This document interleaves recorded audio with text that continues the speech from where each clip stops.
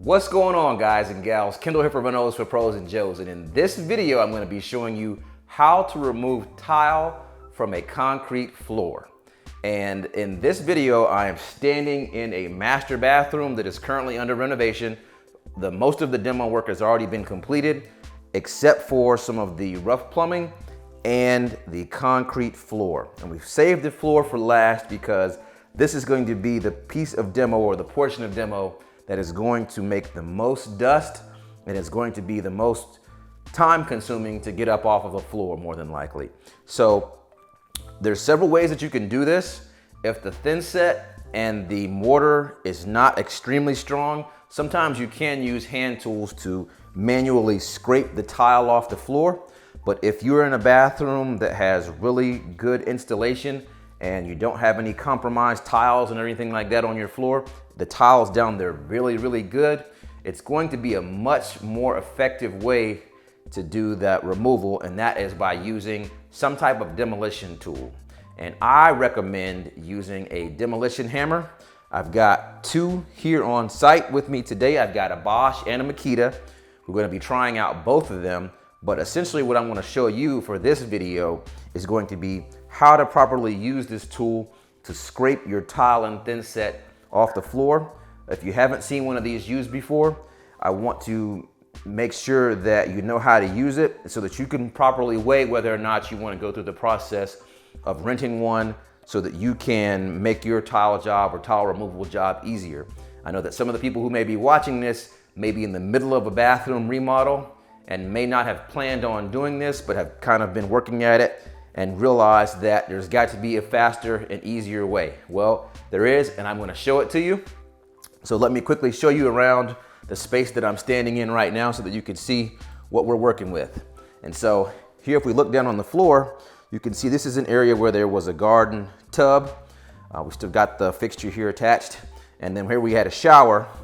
But as you can see across the floor here, this is where we've got the rest of our 12 by 12 tiles here that are still in place and very securely attached to the floor, even there in the lavatory room. So as we pan around this way, you can see right here where we tried to attack this with a hand tool. It did not go well, okay? That's after multiple hits, we were able to break off just the edge of this. And at the rate that was going, we would be here 20 years trying to get this tile off the floor. So we're gonna be using a demo hammer. And as I said, these are the two here that I was talking about. I've got another video that I'll be posting comparing those two hammers. And I also was gonna show you that this is going to be the scraper tool that we're going to be using. Got another video that's going to be a review of that tool. But in this video particularly, just want to show you technique that we're going to be using to remove the tile from the floor. And then hopefully that will help you make your decision on exactly how you want to proceed with your tile floor demo on a concrete slab foundation. So let's jump into it. One more thing before we get started. Remember that safety is always first. So make sure that you've got a respirator, goggles, foot protection, gloves, and some type of ear protection. If it's earmuffs, then great, or earplugs, either one will do. Just make sure that you've got something, because this tool is gonna be very loud as it's scraping along this concrete foundation floor. So let's jump into it. Don't attempt to adjust your video player, there's nothing wrong. Just so happens that after I got done dressing out and came back to the bathroom to get started, I decided to test out the demo hammer just to see how it would perform on this particular floor, and I got totally carried away. So I ended up removing a nice portion of the floor here to get started before I actually turned the camera on to begin recording. So right now I'm going to go ahead and clean up everything that I've already demoed out, and then we'll go ahead and start again fresh here in just a couple of seconds. So give me 1 or 2 seconds here. So now we're back, and I'm gonna slow things down so you can see exactly what I've got going on here. As you can see here, I've got my vacuum here laying on the floor. It is on and running. And I've got my large 20-pound Makita demo hammer that I'm running right here to demo this portion of the tile. If you notice here, I'm taking the hammer and I'm leaning it almost at a 45-degree angle, and I'm just trying to make sure that I'm trying to position the chipper bit so that it is trying to get underneath the edge of the tile and between the concrete floor and the tile, basically breaking through the thin set. So if you look very closely, you can see that as the machine runs, you will see that the tiles periodically will seem like they are just kind of popping up off of the floor, and you'll kind of see something that appears to be kind of like a small explosion, if you will. That's essentially what you're wanting to happen. You're wanting to separate the tiles from the floor. And so that's what I've got going on here. I'm still periodically moving my vacuum hose around. It's not capturing most of the dust, but it is capturing a lot of the smaller particles, and that's essentially what I want as I'm working in this space. It's also capturing some of the larger chips and pieces. You will see them go down into the hose as I continue to work here, but the main purpose is to get dust. As I'm working here, I am periodically raising up the hammer to help assist with popping up the tiles a little bit, but that's not something that you have to do. Also keep in mind that as I'm working here, I will periodically stop and I will bring out the heavy-duty contractor bags and I will go ahead and bag up the busted up tile pieces that I've got on the floor. Just kind of keep up with the cleanup process so that I don't have a huge mess, and also so that I don't create any type of safety hazard as I'm still having to walk around and work in this area.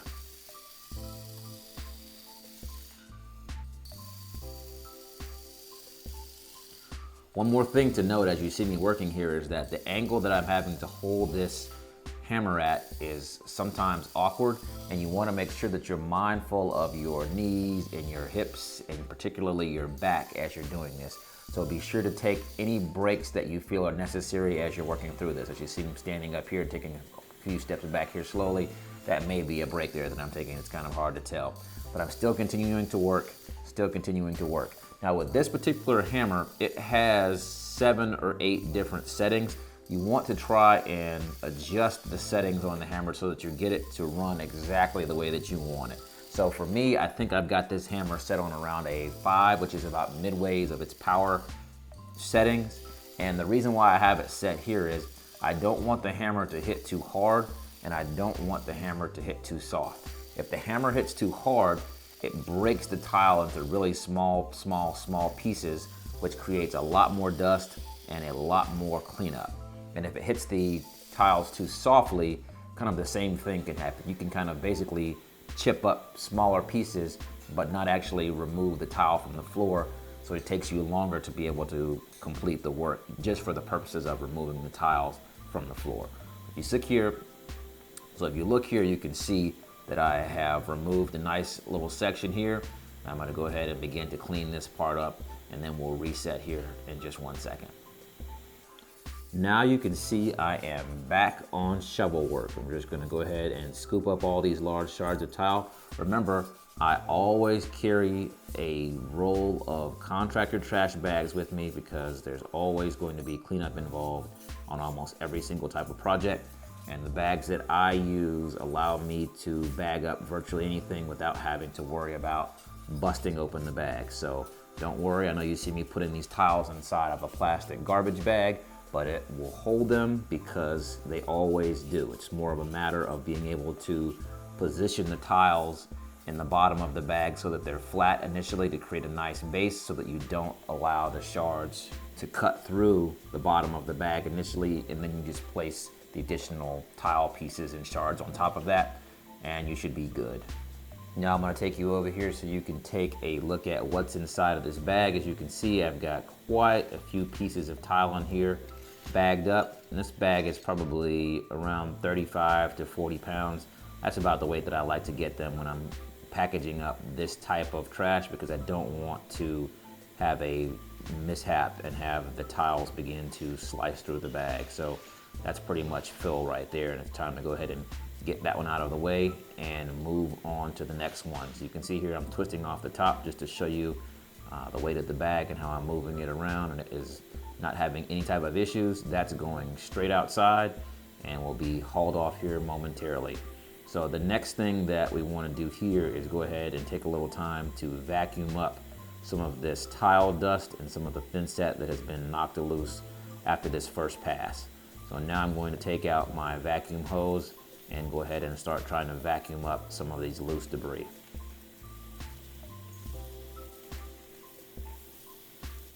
As you can see, this vacuum works really well.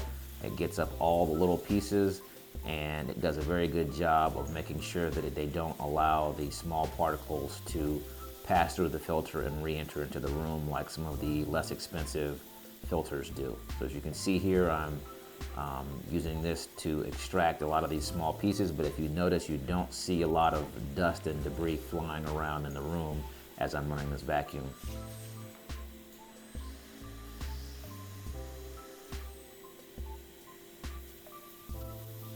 When running a vacuum like this, you have to pay close attention to the amount of suction that you are getting as you're running the machine. I'm very familiar with this vacuum, and so I know when the filter has begun to fill up and get clogged up, and I know when it's time to go ahead and go in and clean out my filter before I can continue on with vacuuming. This is kind of less of a problem with this type of application because we're vacuuming up a heavier type of dust. Now I'm resetting and I'm going back to using the demo hammer and scraper. If you've noticed a pattern here in this bathroom tile demolition, you may have noticed that I'm spending more time cleaning up the tile and debris than I am removing the tiles from the floor. But I can assure you that the second phase of this, which is going to be removing the thinset mortar from the concrete, can be a little bit more time consuming to get just right. So this is kind of our first pass with this tool to get all of the big debris up, and then we'll have to come back through and make a second pass or maybe even a third pass to make sure we've got our floor smooth and ready for the installation of new tile. As you can see here, I'm kind of playing with the different settings on this hammer to try and see that if I turn up the pressure and turn down the pressure, how much of a difference it makes with removing the tiles here. So you can see here, I've got the pressure or the power turned down lower, and you can see me here turning it up here. That's what I'm doing here. You see my left hand, I'm adjusting the dial here, and you'll see all of a sudden, it'll probably just all of a sudden just take off. So now you can see that I've turned it back up, and you can see the pieces are now coming up off the floor a lot easier than they appeared to be before. And I've also leaning the hammer over even further, probably a little bit lower than the 45-degree angle here, just as I'm trying to work out these pieces. But as you can see, the tool is working very well to remove the tiles from the floor. It's just popping them right on up, and we just kind of continue to move across the floor. As you can see, a lot of that thinset is starting to come up now as I get there towards the edge of that last pieces of the last row of tile.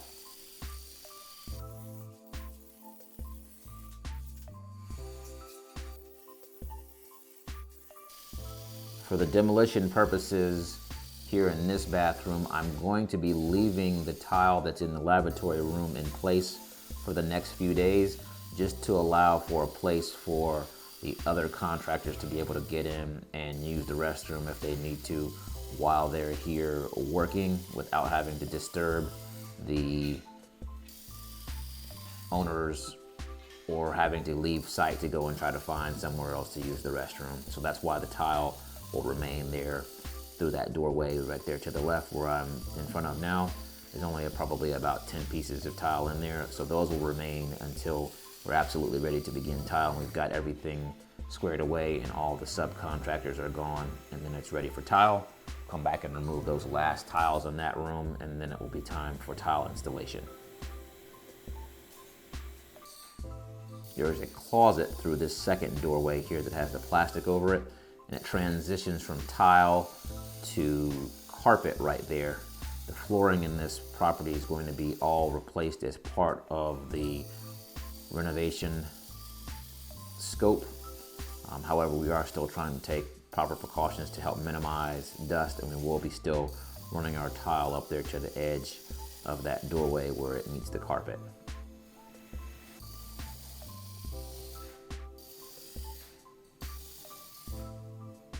That pretty much gets it right here.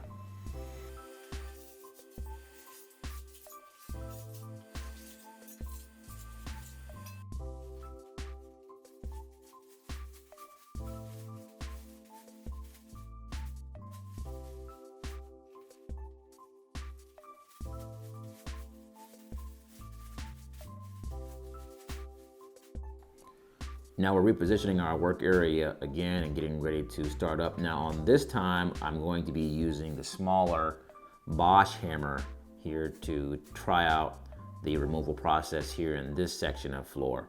I've got everything adjusted up here. I've got 2 empty contractor bags here staged up and ready to go for cleanup. We're going to see how this particular hammer performs.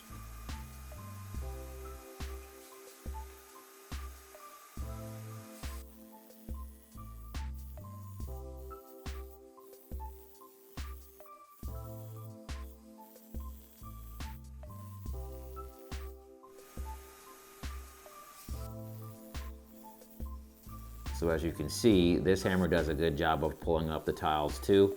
But as you notice, it doesn't pop the tiles away from the floor the same way that the larger hammer does. And so it appears to have to work a little bit harder. I did have to turn up the settings on this hammer to get similar levels of production. However, it just felt like this hammer did not complete the work as easily as the bigger hammer, which would make sense since it has a smaller motor. So this is about the area where I decide to stop and switch the bit back to the big hammer, as I told you I would in the very beginning if I had a very clear and decisive winner. All right, so now we have switched back to the big boy hammer to go ahead and close this job out because it just seemed to do a much better and easier job than the Bosch did. So forward with the Makita, as you can see, it's just kind of shaving these tiles up off the floor like butter here. As you can see, you've got a little bit more dust here from this angle, as I don't have that vacuum there to get that finer dust that you were not seeing when I had the vacuum hose closer. Here we're just kind of motoring on through the work. Only got probably 6 or 8 more pieces of tile left to go through here, and as you can see, it's just working very, very, very well, I must say. When you're doing these, I can't stress to you guys enough to make sure that you take any breaks when you need to. The biggest or most strenuous part of this, in my opinion, is really the angle at which you're working, and you're gonna feel the most discomfort probably in your lower back.